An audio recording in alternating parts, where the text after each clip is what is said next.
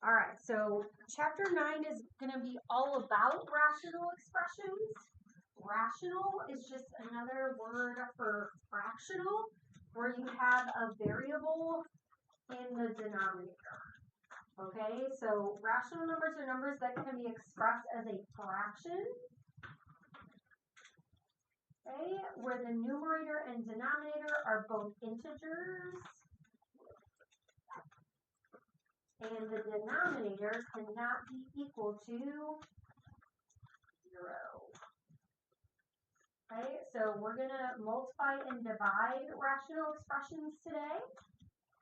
So we are going to be doing some factoring today. So let's review our rules for factoring. Do you guys remember what you look for first when you're factoring? Yeah, what they have in common. So we're going to look for those GCFs. The greatest common factor, that could be a number, that could be a variable, it could be both. Okay, what else do we want to look for?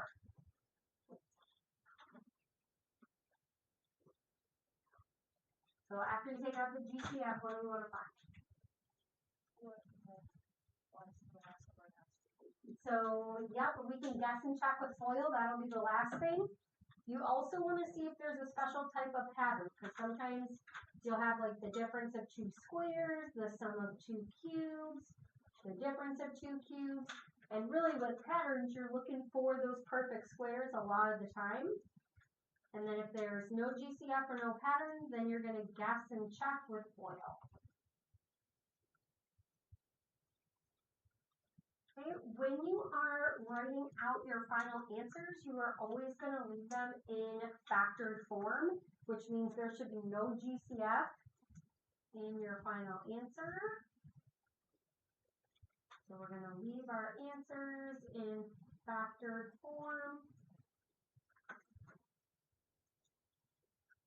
Okay, which will be great because we're going to be factoring them anyway, so we don't want to redistribute or FOIL. Okay, and then example 1 is asking us to simplify each expression. And then we have to state when the original expression is undefined. So we know when we have a fraction that we cannot have 0 in the denominator. That has to hold true for the original expression. So what we need to do to find where the original expression is undefined, we have to set the denominator equal to 0 and solve. Okay, so that's what we're going to do with the original equation. All right, so for A, you have 10x to the 8th over 6x to the 4th. And then B, you have 3x plus 4 in the numerator over 3x squared plus x minus 4. Okay, I'm pretty confident you can reduce this without me using your rules of exponents. Okay, so I want you to simplify A, and for B, I want you to factor anything that's factorable. The numerator and the denominator.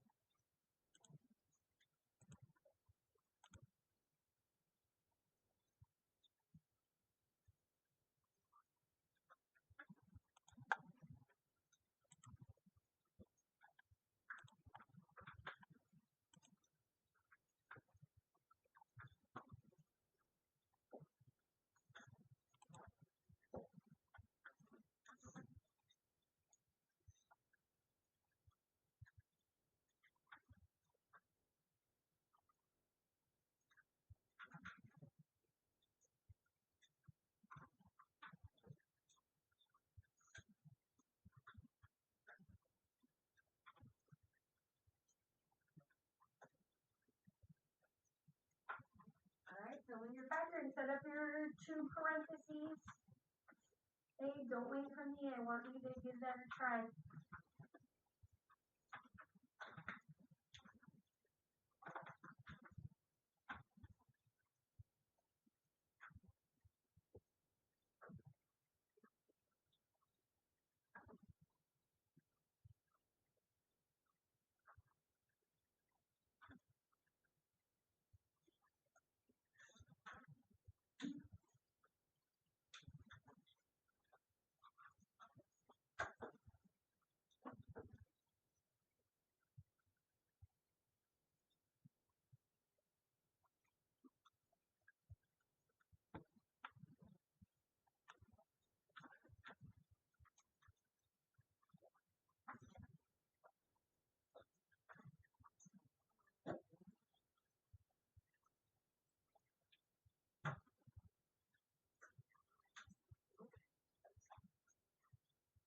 All right, so for A, we should have reduced. If you have 10 over 6, what goes into both of those?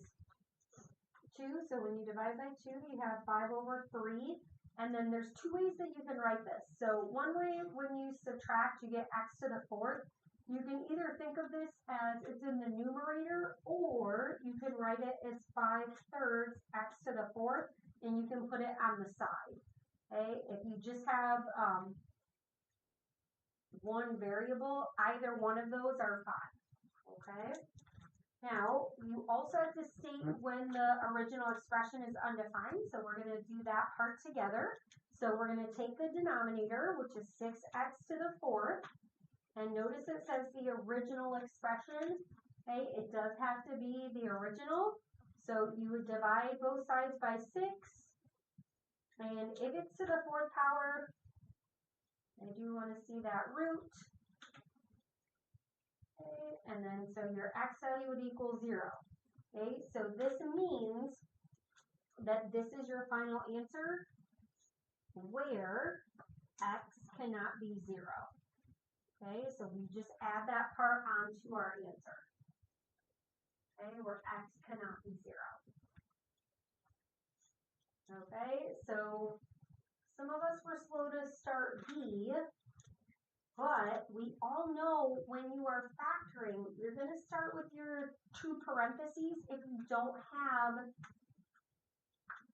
a GCF.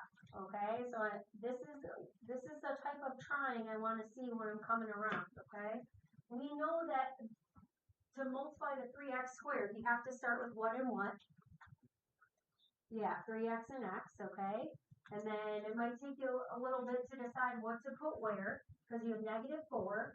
So the signs have to be opposite to multiply to a negative. But you could have 4 and 1, or you could have 2 and 2. Did you guys find anything that worked? Great, +4 -1. So let's just check that with FOIL. So you can either do that part in your head, or sometimes I just like to show that 4x minus 3x, that's going to add to the middle term, that 1. Okay, and then we are going to rewrite this as 3x plus 4 over 3x plus 4 times x minus 1.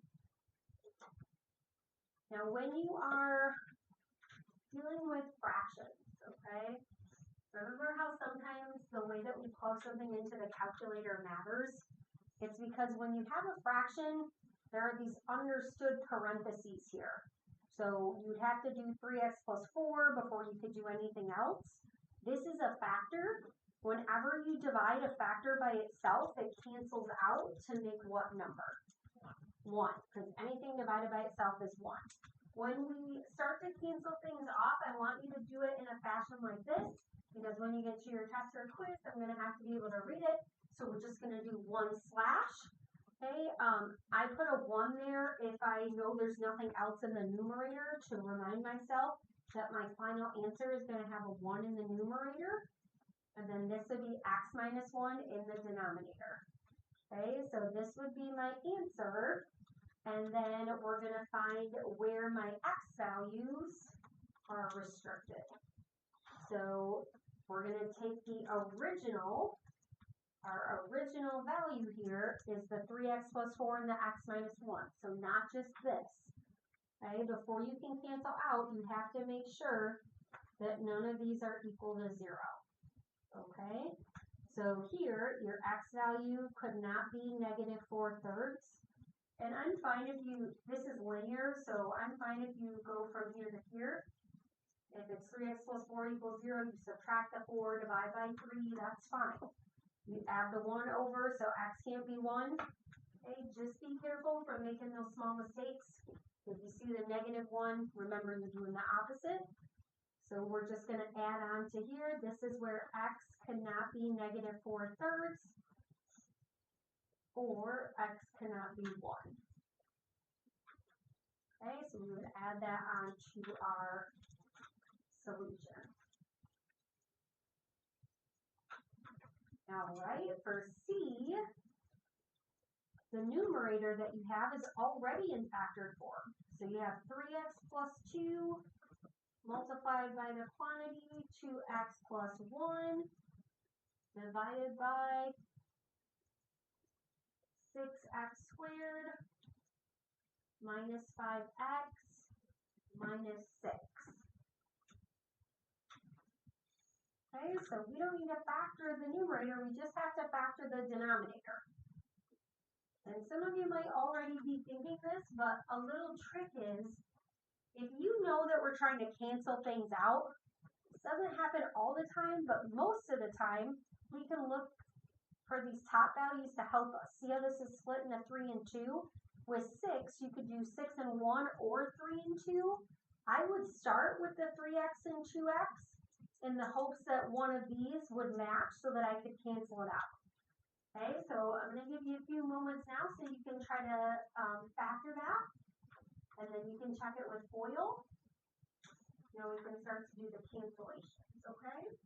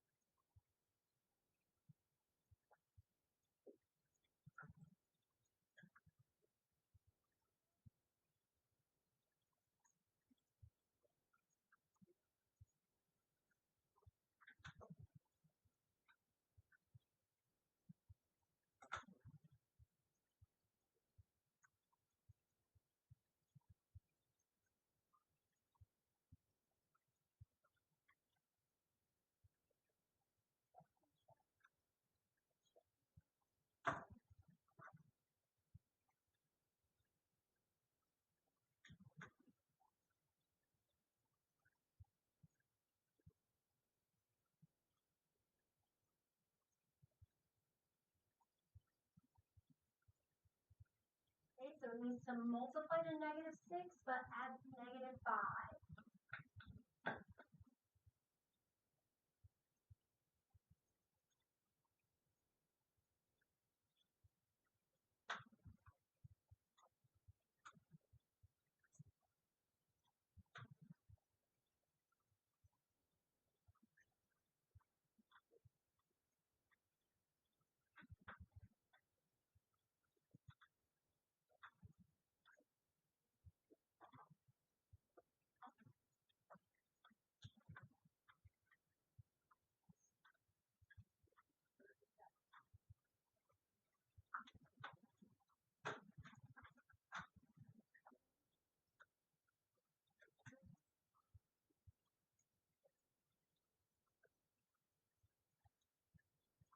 All right, what do we find?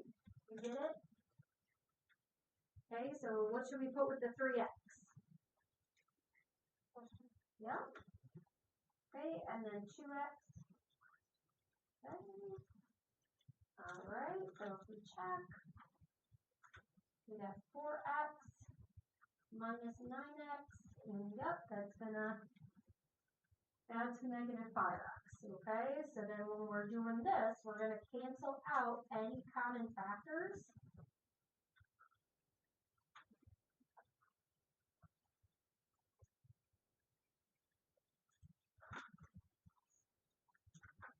Okay, so you can cancel out 3x plus 2 over 3x plus 2. to get 2x plus 1 over 2x minus 3. There is nothing else that you can cancel out here. So sometimes people accidentally try to cancel out the 2 x's. Okay, you cannot do that because of the order of operations. Whenever you have a fraction, it is understood that whatever is in the numerator is in parentheses, and whatever is in the denominator is in parentheses, which means you have to do 2x plus 1, okay, before you could divide by 2x minus 3. So you couldn't just cancel those out. These have to stay together. Okay, you could only cancel it out if they're being multiplied. Okay, so this is going to be your final answer, and then we're going to find the restrictions. So we're going to take the 2 on the bottom. You have 3x plus 2 equals 0, 2x minus 3 equals 0. So x cannot be negative 2/3 or 3/2. Okay, and then if you want to also just separate these with a comma, that is perfectly fine.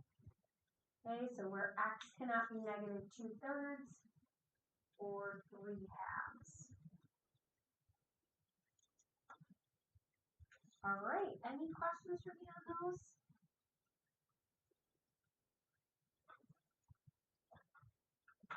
All right, then we're going to try something a little different. For D, we have 4x minus x squared over x squared minus 2x minus 8.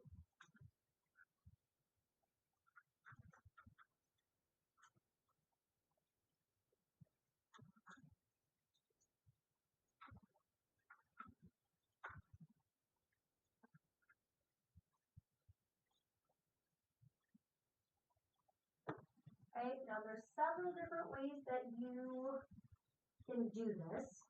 Okay, why don't we start by factoring the denominator.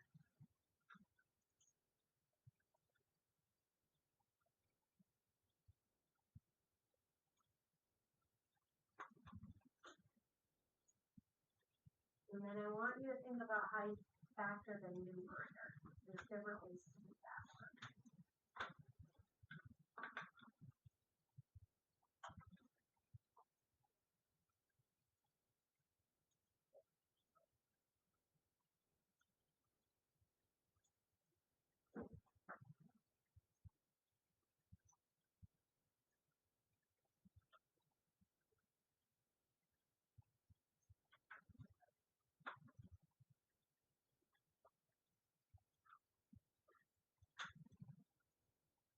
So in the denominator, you started with x and x. It multiplies to a negative. You have to have opposites. Okay, so you should have negative 4 and positive 2. The order those are in does not matter. Do you guys know what we're going to do with the numerator? Yeah, take out the x, okay? So when you are taking out the x, you have a few different options here. So one option is to write this in standard form. Okay, so to write this as negative x squared plus 4x. I'm going to show you why that might be something you want to do, but I'm also going to show you some different ways we can think about this. So if you have that negative x in front, then you could factor out a negative x. Okay, and if you factor out a negative x squared divided by negative x is what? This x. And then 4x divided by negative x would be. Okay, now do you see how this is going to help you when you're looking at the denominator? What am I able to cancel out now? I'm able to cancel out the x minus 4.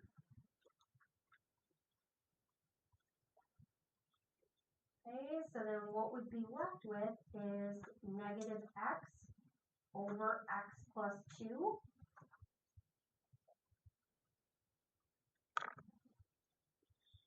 Okay, you could also, you don't have to write that in standard form. So some of you may have factored out the x first and did 4 minus x like this. Okay, and if you do that, we're going to talk about this, so you're going to start to recognize if you do factor it this way, 4 is positive here and negative here. The x is negative on top, positive on the bottom. So when that happens, you are going to want to take out the negative, and it's okay if you do that in a different step.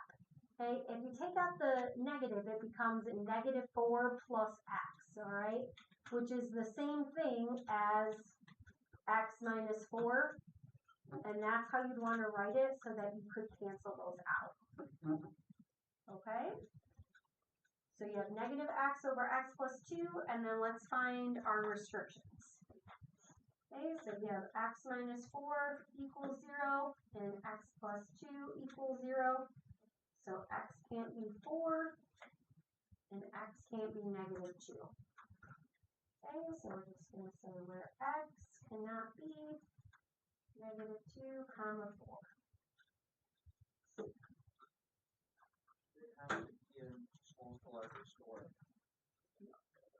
Nope, any words. All right, other questions on part B? All right, let's try part E then. So we have b squared times 9 minus b squared over 3b times 2b squared minus 7b plus 3. Okay, so I want you to look at that, and I just want you to factor whatever you can.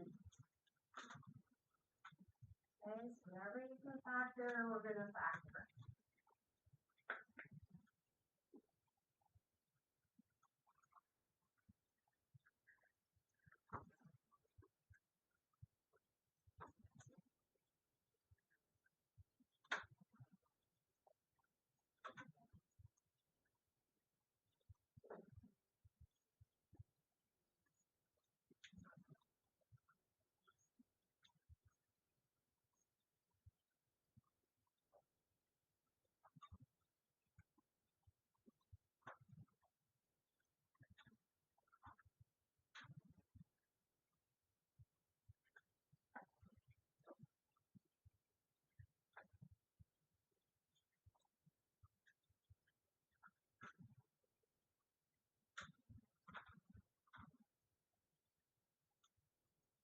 If you're not sure where to start, let's just start with this trinomial.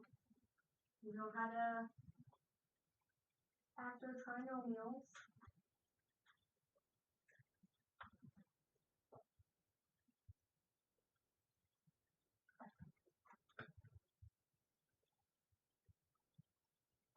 And start thinking about your numerator.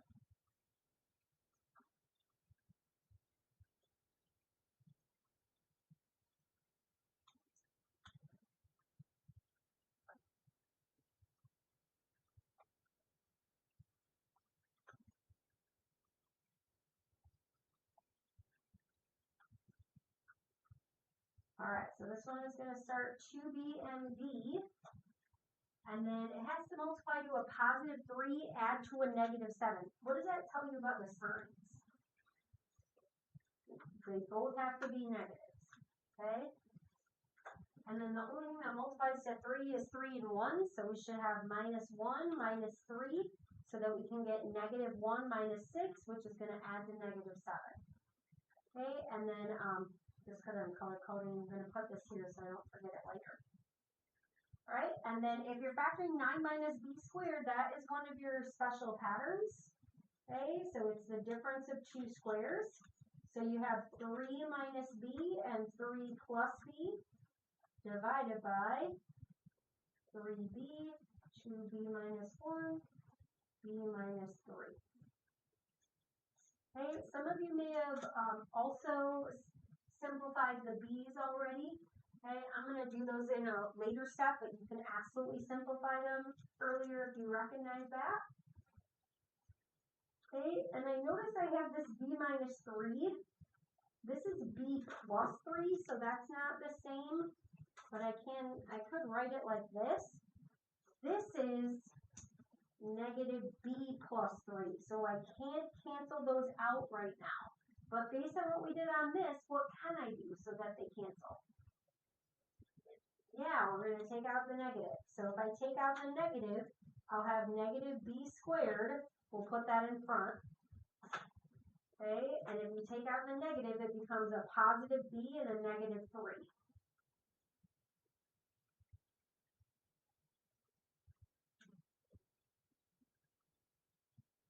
And now I'm going to cancel.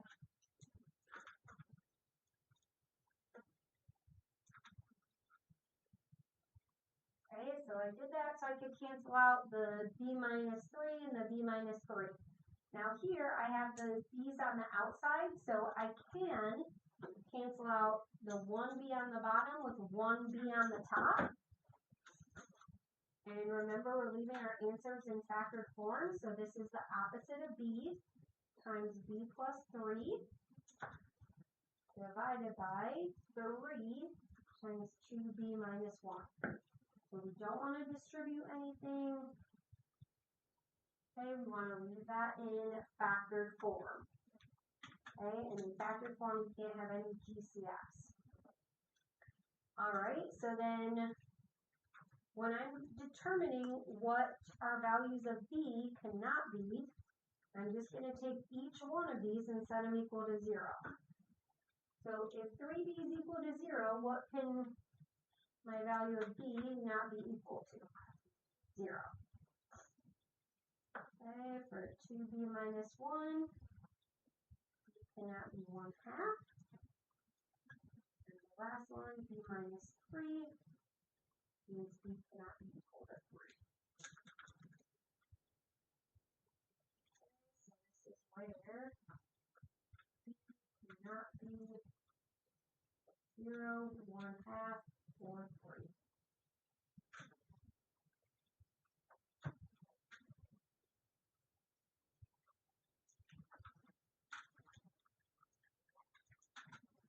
Okay, so just remember, when you're leaving these in factored form, there can be no GCF. Okay, so don't distribute that. If you distributed the 3, there'd be a GCF of 3.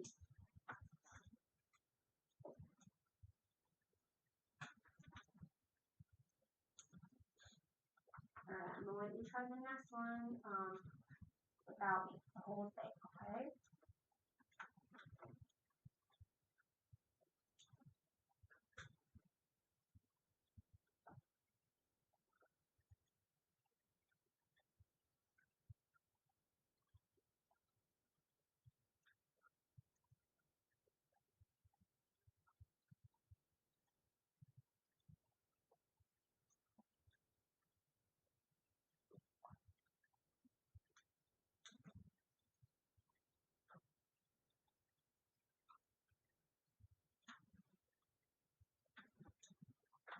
I want you to start by factoring anything you can factor.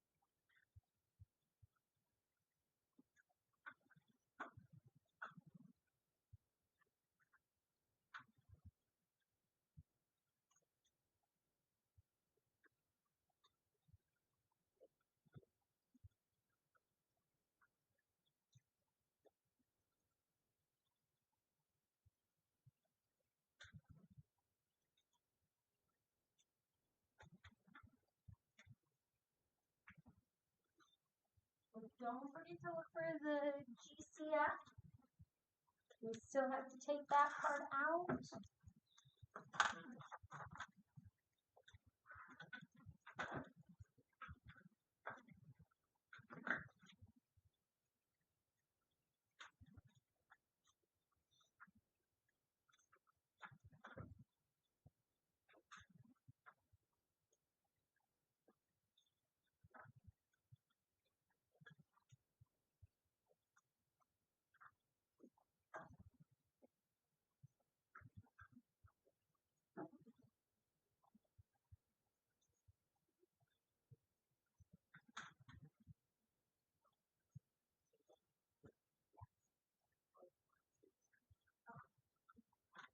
Okay, so in the numerator, we have x, and then our trinomial factored to x plus 5 and x minus 3. Okay, and the denominator, the 4x plus 20 has a GCF of 4. So when you factor that out, you get x plus 5. And then remember, these are all being multiplied together. So x cubed and negative 9x, you can take out an x, which is x squared minus 9. And then do we remember that this is one of our special patterns? Yeah, what does that factor down into? Good, x plus 3x minus 3. Okay, so when we're writing out the denominator, you can multiply 4 times x, okay, to get 4x on the outside. And then it doesn't matter what order these are in, you have x plus 5 times x plus 3 times x minus 3. Okay, and then we're going to cancel out the common factors. So x plus 5 divided by x plus 5, that's going to cancel out. You have x minus 3 divided by x minus 3, and then you have an x divided by an x. Now, they cancel because you're dividing, and when you divide something by itself, what are you left with? 1. So sometimes what I'll do when I cancel everything out is I'll put the 1 there. Okay, that way I remember when I'm writing my final answer, I have a 1 as the numerator. In the denominator, I have 4 multiplied by x plus 3. And again, I'm not going to redistribute that because then I have a GCF. Okay, so this is my answer, and this is going to be where. And then let's find our values for x. So we have a nice setup over here. Okay, we have 4x cannot be 0. So x cannot be 0. You have x plus 5. So x cannot be negative 5. And then you can either use the x plus 3 times x minus 3. You can use those. That's the original before you cancel it out. Or you can also use the x squared minus 9. That would be fine as well. I already used the 4x, so I wouldn't use this one. Okay, it's just when you have the values of 3 and negative 3, if you were using the x squared minus 9, when you solve that and you take the square root, just remember you get a plus or minus 3, which would be these two. Okay, and you could write that as plus or minus 3 as well. That would be fine. All right, and then for g, we have 4 minus x squared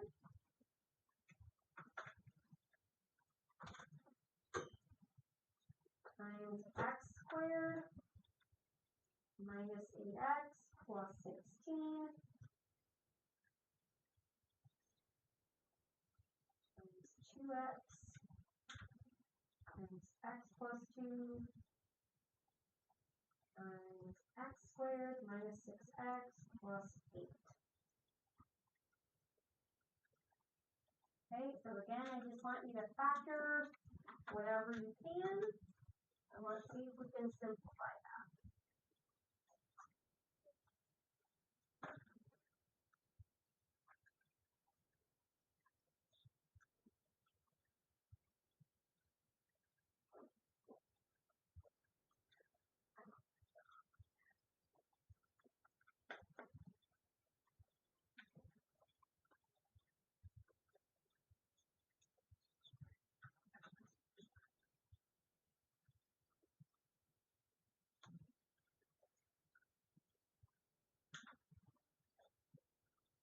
you can start with whatever you want. So if you don't want to do the 4 minus x squared yet, you can factor the trinomials.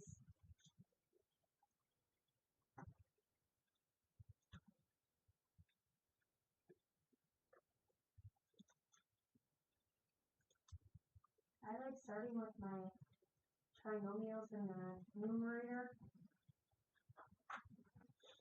Sometimes I color code just to help me keep track of them. So if it multiplies to a positive, you know both signs have to be negative. And to -6. Okay, 4 minus x squared is really similar to what we did above with the 9 minus b squared. Okay, so when you're writing this out, this is 2 minus x times 2 plus x.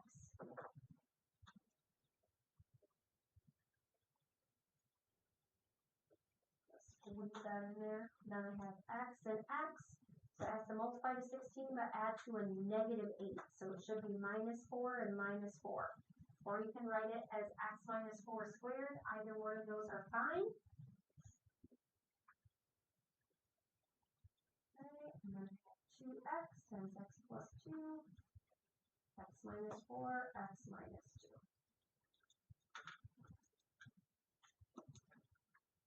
Okay, so the x plus 2 and the 2 plus x, those are the same. I'm going to cancel those out. 1x minus 4 cancels out with 1x minus 4. So there is one left. Okay, and then what you have to decide is, if you have 2 minus x and x minus 2, if I took out a negative, would this be x minus 2? If they're both opposites, then yes. So if I take out a negative, the x becomes positive, the 2 becomes negative.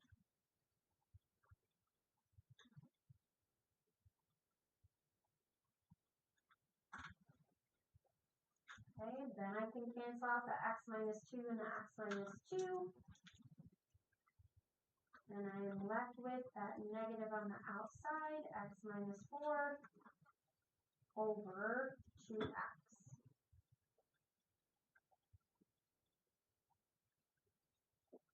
And then let's find the restrictions on x. So just like I did last time, every single one of these is going to equate to a value. So 2x is equal to 0, x can't be 0. In this case, x can't be -2, x can't be 4, okay, and then x can't be +2. If you ever got repeat numbers, you only have to state them once. We haven't had that yet.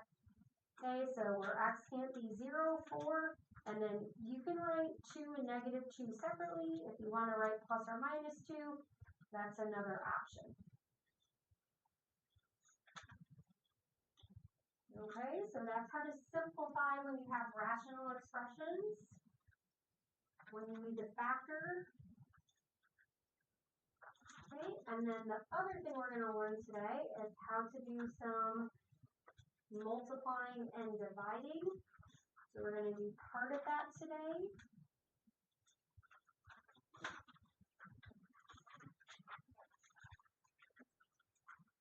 So in example 2, it just says to simplify. Notice it does not say we have to identify what x cannot be. Okay, so we don't have to worry about seeing what x cannot equal for these. Okay, so the first problem we have is 3x to the 5th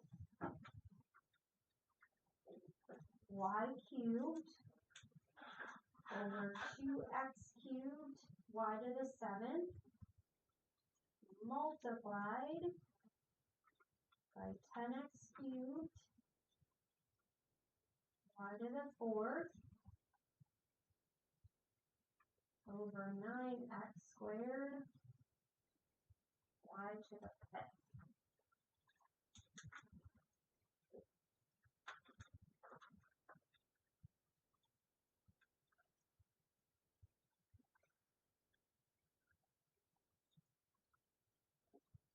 Okay, so there are several different strategies for these. I'm going to teach you a few tricks that I feel like help me. Remember that when you are multiplying, you always are going to multiply straight across. So numerator times numerator, okay, denominator times denominator. And if you are multiplying variables, okay, like if you have a to the m times a to the n, do you guys remember what you do with the exponents? Yep.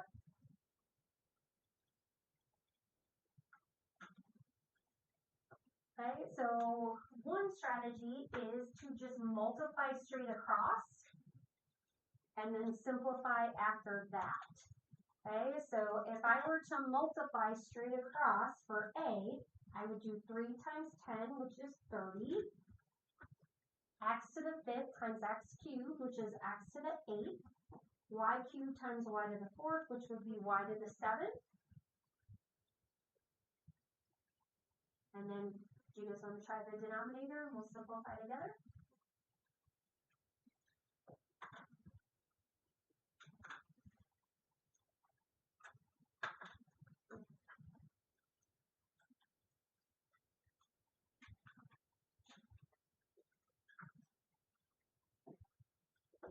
Alright, you guys can check your values with mine. We should have got 18, x to the 5th, y to the 12th. Now we're going to have to simplify a few things. The first thing we're doing is simplifying this fraction. So you just ask yourself, what's the largest number that goes into 30 and 18? What is that number? 6. So if I divide by 6, I get 5. If I divide by 18 by 6, I get 3.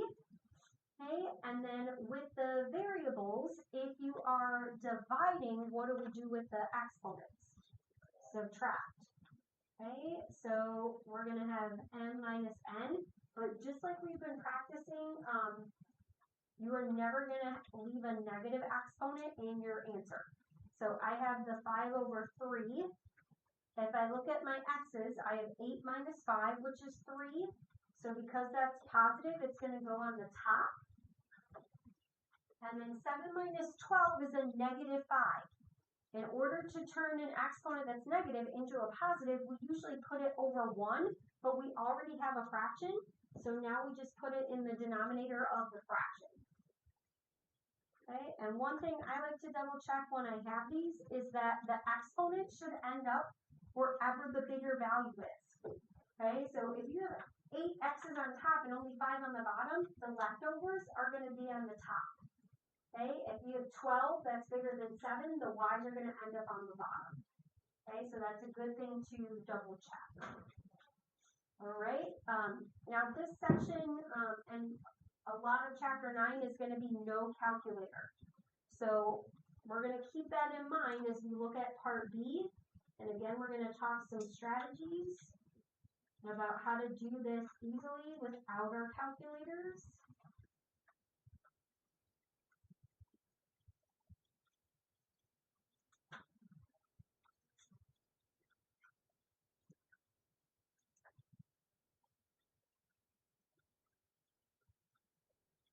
Okay, so we have 15a squared b squared over 21ac times 14a to the 4th c squared over 6ab cubed. Okay, now before we deal with the numbers, let's just look at the variables first, okay? Like I said earlier, there are multiple ways to do this. Some people like to simplify each one separately and then multiply. I like to multiply and then do all of my simplifying, okay? So if I do that with my a's, I have a squared times a to the 4th, so I get a to the 6th, okay? I have no other b's, so that's just going to be b squared. I have no other c's, so that's going to be c squared. In the denominator, I have a times a, which is a squared, okay, and then no other b's, so this will be b cubed, and then this will be c.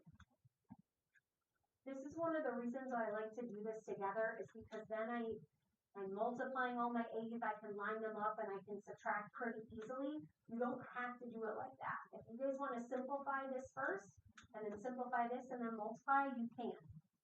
Okay, now let's talk about the numbers that we have here. So if we're doing this without a calculator, notice that, and I'm going to write this below, what I have is 15 times 14 in the numerator over 21 times 6, right?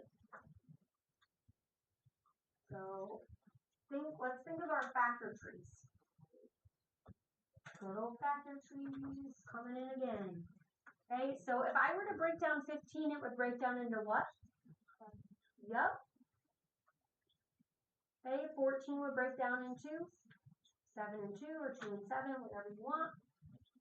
21 would break down into 7 and 3.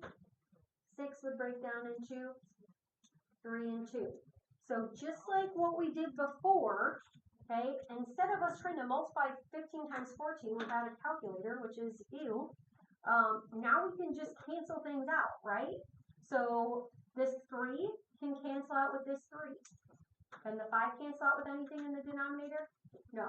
And when I say cancel out, I mean divide, because 3 divided by 3 is 1. Okay? The 7 can divide with the 7. Okay? This 2 can divide with this 2. And then look, I'm left with 5/3. See how nice that is? Okay? Again, that is not the only way that you can do it. I'm going to show you another way as well. Okay, so now we have 5/3, so I know that's going to be my final numbers, and then I can subtract. So 6 minus 2 is 4. If it's positive, it's going to go on top. If when you subtract it's negative, you're going to keep it on bottom and change it to a positive. So 2 minus 3 is negative 1. Okay, so to change it positive, I move it to the bottom. 2 minus 1 is 1, so that is going to stay on the top, and then this is your final answer. Okay, I'm going to show you the other way because some of you might like that better. It honestly just depends. So with one thing you could do is 15 and 21, what goes into both 15 and 21? 3. So if you divided that and you said, oh, this was 5/7, you don't have to write this down. You can just pay attention. And then a squared over a, you could simplify that, put a on the top, and then you'd have b squared and c. Okay, and then we're going to do times, and I'm just going to write this here. So 14 and 6, what goes into both of those? 2. So if I divide, I'd have 7 over 3. Okay, so I'm going to keep that here. And then I'd have a cubed on the top, c squared b cubed on the bottom. And then you would multiply across and do what we did here to get that final. Or you might even notice here, oh, I have 7 over 7. Okay, and then it would look a little bit different, but again, you'd end up with the same value. And that's okay. You can do whichever method you want. Like I said, when I get here, I like to line those up. You can also find the bigger number and subtract. 3 minus 2 is 1, and just put it where the bigger value is. Then you would go from this step to this step. All right, so you can decide whichever one works for you. And we are going to head on over to part C. Okay, part C is 5x to the 4th z cubed divided by 8x squared y squared z.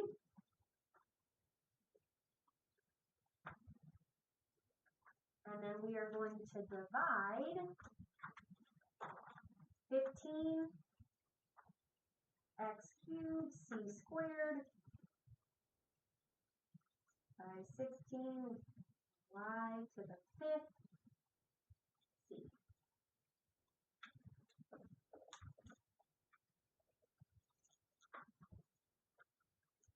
Okay, so when you see this in your textbook, whenever you see division, remember if you're dividing fractions, what do? Yes. Yep, so keep, change, flip, which is multiplying by the reciprocal, or back in my day, we called it skip, flip, and multiply. Isn't that such a cute little rhyme? That is skip, flip, multiply. Good. I know a lot of you do the keep, change, flip. All right, so then that would be my first step. Again, I would keep these the same, and then I would do that. Do you have to do it exactly like that? No, you do not. If you would like to simplify some of these guys, when you do that, that is fine. Okay, you can find what works for you. I know as somebody who, like, if I have things all over the place, then sometimes I forget. So I try to streamline it by doing all my multiplication and then all my division. That helps me stay organized.